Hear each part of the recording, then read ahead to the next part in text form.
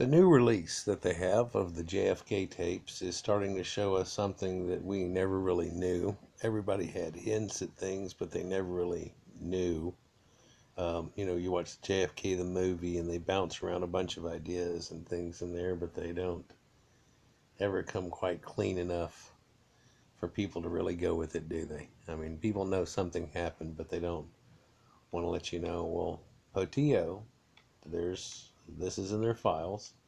Petito said the Surgeon General's report on the assassination stated the first bullet entered the president's throat below the Adam's apple, in the front of his neck, clearly showing that two persons were involved with the first shot, being fired from the bridge across the park way in front of the car. To further substantiate this, Poteo said there was a bullet hole in the windshield of the president's car. We probably need to look this up and see if that's necessarily true, that there is actually a bullet hole that's in the windshield of the car. There's other information that came out. Now, this is from November of 1963 of a person named Homer Echevarria, who's passed now, so they can release this. And this was allowed out to the FBI on 11/21/63. And people correct me if I'm wrong, but 11/22/63 is the day he was shot. So this tells you that an informant advised Chicago office that the subject was a member of anti-Castro Cuban group. Subject allegedly approached informant to provide machine guns for Cuban revolution. This happened on 11/21/63. Subject allegedly told the informant, "We now have plenty of money. Our new backers are Jews. As soon as we or they take care of Kennedy." Subject expressed favorable attitude towards LBJ. They look at this degree of threat as a 2 on a 1 to 3, which this means it needs to be looked at. And of course, if this came across and needed to be looked at, then why isn't this way out in the open? Genuine concern has recently been expressed about CIA relations with newsmen and churchmen. The agency does not believe that there has been any impropriety on its part in the limited use made of persons connected in some way with the American media, church, and missionary organizations. This says the CIA is connected and has limited people, and they've made limited use of persons connected in some way with the American media, church, and missionary organizations. Nonetheless, CIA recognizes the special status afforded these institutions under our Constitution, and in order to avoid any appearance of improper use by the agency. You're seeing this, right? Let me try to zoom that back. You are seeing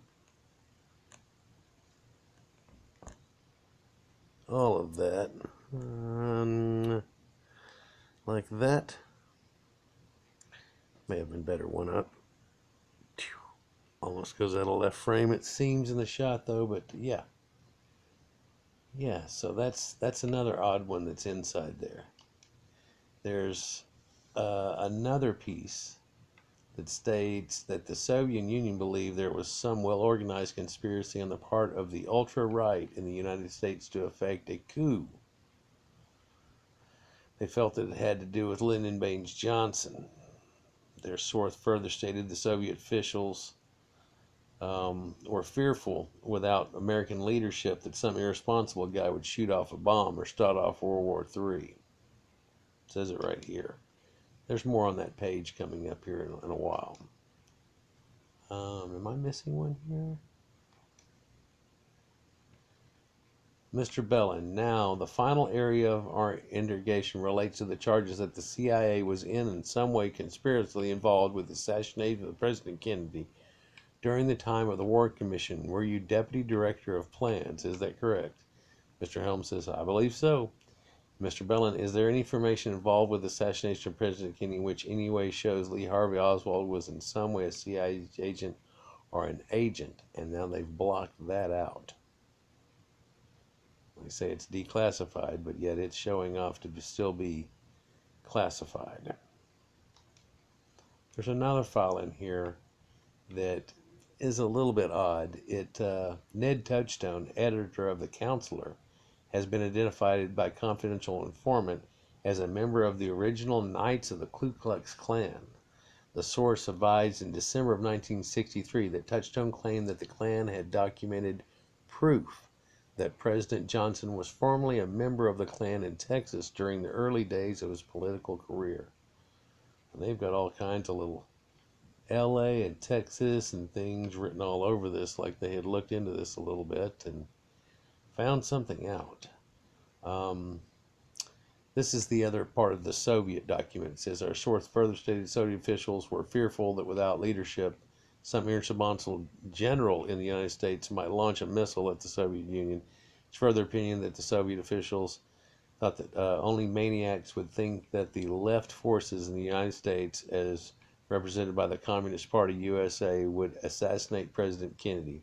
In other words, they didn't have anything to do with it, especially in view of the abuse the Communist Party USA has taken from the ultra-left as a result of its support of the peaceful existence and disarmament policies of the Kennedy administration.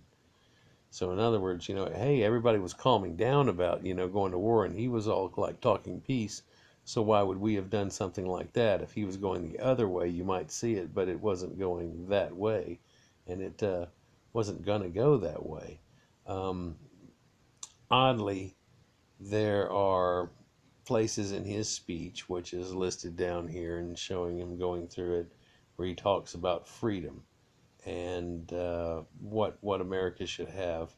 And I think I'm gonna start it right there and let you hear this if I can. Let me raise it up a little bit here.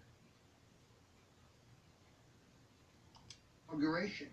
They sealed some documents up because they're too sensitive. I speak of peace, therefore, as the necessary, rational end of rational men. I realize the pursuit of peace is not as dramatic as the pursuit of war, and frequently the words of the pursuers fall on deaf ears. But we have no more urgent task. Our problems are man-made, therefore they can be solved by man, and man can be as big as he wants. No problem of human destiny is beyond human beings.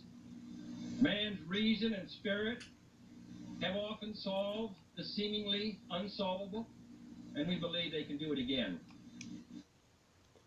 That's amazing.